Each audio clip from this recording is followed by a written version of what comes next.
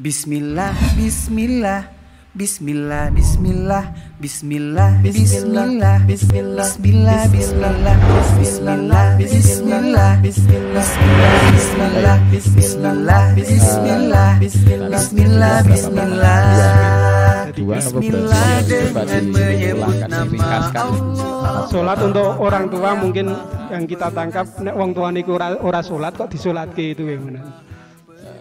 Disolati ketika meninggal. Meninggal, iya. Okay. Ya memang apa namanya khilaf ya masalah sholat, meninggalkan sholat bagi para ulama itu menjadi perbedaan pendapat. Jumhur ulama mengatakan yang meninggalkan sholat enggak murtad. Ya, mazhab Hanafi, Maliki sama Syafi'i. Sedangkan Hambali berpendapat yang meninggalkan sholat murtad. Disolatkan atau tidak sholatkan itu kan kaitannya sama status daripada jenazah yang meninggal. Kalau statusnya masih muslim, dia tetap punya hak disolati. Ya, meskipun tidak sholat ketika hidup di dunia. Tapi statusnya muslim, dari mana dia muslim? Karena dia bersyahadat. Menurut pendapat jumhur, orang itu kalau dia itu bersyahadat, mengikrarkan dengan lisan, ya, asyhadu alla ilaha illallah wa asyhadu anna muhammadar rasulullah, maka setelah ikrar ini dia muslim. Dia punya hak-hak yang harus ditunaikan oleh saudaranya yang lain. Hak untuk dijaga jiwanya, hak untuk dijaga hartanya, hak untuk dijaga kehormatannya. Kemudian lebih dari itu Rasulullah mengatakan hakul muslimi alal muslimi situn. Salah satunya idza mata fatba'hu, kalau dia meninggal kita mengikuti mengkuburkannya dengan prosesi pemulasaraan jenazah yang sudah kita sama-sama tahu. Ya, dimandikan, dikafani, disolati, dikuburkan. Itu kalau statusnya muslim. Karena memang dengan syahadat dia disebut muslim. Kapan orang keluar dari keislaman? Ketika dia mengamalkan amalan-amalan yang membatalkan Islam itu. Nah, di sini yang diperselisihkan sholat tadi. Sholat ini batal ke Islam pura kalau ditinggal. Ya, jumhur mengatakan tidak, kemudian mazhab Hambali mengatakan murtad. Ya, semua kembali kepada apa yang diyakini, ya. Tapi terlepas dari itu semua, Allah Subhanahu wa taala Maha Adil. Terkait hukum di akhirat, Allah yang lebih tahu. Ya, status hukumnya. Apakah dia ini hakikatnya masih muslim atau dia ini sudah jatuh kafir karena meninggalkan sholat, Allah yang lebih tahu. Nah, kita di dunia ini menghukumi dengan ilmu yang diajarkan oleh Rasulullah Shallallahu Alaihi Wasallam. Ya, jadi itu alasannya kenapa kok yang sholat masih tetap yang tidak sholat kok masih tetap disolati, karena menurut pendapat jumhur belum jatuh kufur, belum jatuh murtad, keluar dari Islam. Kemudian selanjutnya yang kedua, membersihkan makam. Membersihkan makam gitu. Apa ada dasarnya, kemudian apa ada kaitannya dengan yang sudah meninggal, ya, dengan apa namanya jenazah yang ada di kubur tadi. Apakah kalau makamnya dibersihkan akhirnya barzahnya jadi lebih terang? Ataukah ketika makamnya tidak dibersihkan barzahnya juga jadi gelap? Nah, ini terkait masalah dasar, ya, wallah alam, saya belum tahu sampai sekarang dasar dalilnya yang berupa perintah. Jadi kalau nanti ada yang ngasih tahu, insya Allah kita jawab lebih sempurna lagi. Tapi sampai saat ini saya belum tahu dasar perintahnya. Secara nas artinya bersihkanlah kubur-kuburan orang saudara kalian atau kerabat kalian atau orang tua kalian. Secara nas kami belum tahu, wallahu alam. Yang kami tahu dasarnya itu lebih kepada apa? Ikram. Ya, ikram. Ya, menghormati ahlul kubur, orang yang sudah berada di kubur. Lebih kepada itu saja ikram. Ya. Karena tentunya tanah pengkuburan itu termasuk tanah yang ditakzimkan atau istilahnya itu dihormati. Ya, ditakzimkan bukan untuk diibadah, dipakai ibadah bukan, tapi maksudnya dihormati. Sehingga ada adab-adabnya. Orang masuk kubur itu ketika masuk ke areal pemakaman itu ada adabnya. Dalam sunnah disampaikan bahwa ketika orang masuk ke tanah pengkuburan disuruh salam. Ya, assalamualaikum ya ahlal kubur. Ya, itu kan perintah menyalami orang yang dikubur. Dan salam itu artinya doa. Terutama ini ya kuburan kaum muslimin loh ya. Ya, kalau kuburan non muslim enggak, jangan disalami. Assalamualaikum ya ahlal kubur. Sini wong kafir kabeh. Itu sebagai dari mana datang keselamatan orang dia meninggal dalam kondisi kufur. Kemudian juga dalam sunnah yang di sini ada sekian pendapat juga dari ulama. Ya, di antaranya ada yang mensunnahkan ya untuk orang ketika masuk area pengkuburan itu melepas sandal. Itu hadisnya mukhtalaf akan kesahihannya ya, sebatas yang kami tahu, sehingga pendapat ulama berbeda ya.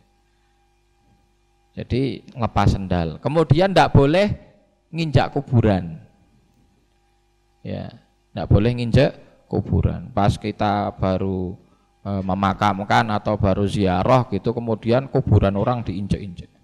Ini babnya bab ikram gitu. Tidak boleh duduk di atas kuburan.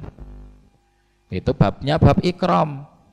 Dan itu adab termasuk bagi yang ziarah ke kubur, dan itu hukumnya sunnah. Rasulullah SAW bersabda, inni nahaitukum an ziyaratil kuburi al-an fazuruha. Dulu aku melarang kalian untuk ziarah kubur, maka sekarang ziarahilah. Maka hadis ini dianggap sebagai nasih, penghapus daripada ya hadis yang sebelumnya yang berkaitan larangan ziarah kubur. Tujuan ziarah kubur adalah untuk dzikrul mauti wal akhirah, mengingat kematian dan juga akhirat. Ya, ini. Dan dikatakan oleh para ulama bahwa ziarah kubur itu adalah salah satu amalan yang menyebabkan lembutnya hati seseorang. Orang itu kalau sering ziarah kubur untuk tadabbur tadi, mengingat akhirat, mengingat mati, hatinya jadi lembut, hatinya enggak keras. Nah ini faedah dari ziarah. Maka ketika ziarah itu adabnya, kok ngelihat di kuburan itu apa ya, kotor, sampah, ya adab kita yang masih hidup membersihkan tempat itu. Sebagaimana adab-adab lain yang tadi kita sampaikan, bahwa kita menghormati orang yang meninggal itu sebagaimana mereka masih hidup. Bahkan orang yang meninggal itu lebih dihormati daripada orang yang masih hidup. Kenapa demikian? Salah satu dalilnya apa? Rasulullah SAW melarang membicarakan keburukan orang yang sudah meninggal. Kalau keburukan orang yang masih hidup boleh dibicarakan dalam kondisi tertentu. Salah satunya untuk sebuah maslahat boleh. Nanti bisa dibaca di kitab Mukhtasar Minhajul Qasidin, ada pengecualian hukum ghibah, di mana ghibah atau membicarakan keburukan orang itu diperbolehkan ada. Salah satunya untuk maslahat. Ya, contohnya orang kalau apa namanya hutang sukanya tidak dibayar, ini keburukan toh. Suatu saat si orang ini hutang sama temennya, nah yang dihutang ini bingung, tak kayak kepora, dia nggak tahu karakter orang temennya yang berhutang tadi. Nanya sama kita, aku dihutangi loh karo fulan, piye yo tak kayak kepora yo. Nah di sini Ya. Kita tahu, wah ini nek utang ngemplang terus iki. Ya kalau utang tidak pernah dikembalikan, maka nanti dikasih tahu. Oh, fulan itu ini bukan kita riba. Ini untuk sebuah maslahat. Memang kalau pinjem duit ke sana kemari itu seringnya tidak balik. Masalah mau dipinjem ke pondak terserah jenengan. Itu bukan ghibah. Bagi orang yang masih hidup boleh. Tapi orang yang sudah meninggal tidak boleh. Karena sudah tidak ada lagi istilah maslahat apa. Ya, ngomong ke orang yang sudah mati. Ya. Jadi hukumnya tadi ya membersihkan. Terkait masalah apakah ada keterikatan antara kondisi kuburan dengan kondisi barzah orang tersebut, maka hakikatnya tidak. Sudah ini pisah alam, ini sudah. Alam barzah itu sudah alam yang terpisah dari dunia, kondisinya ya khusus. Ya. Contoh, kalau hakikat di dunianya namanya kuburan itu cuman berapa kali berapa. Tapi realitanya ada hamba-hamba Allah Subhanahu wa taala yang barzahnya itu diluaskan sepanjang mata memandang. Oke.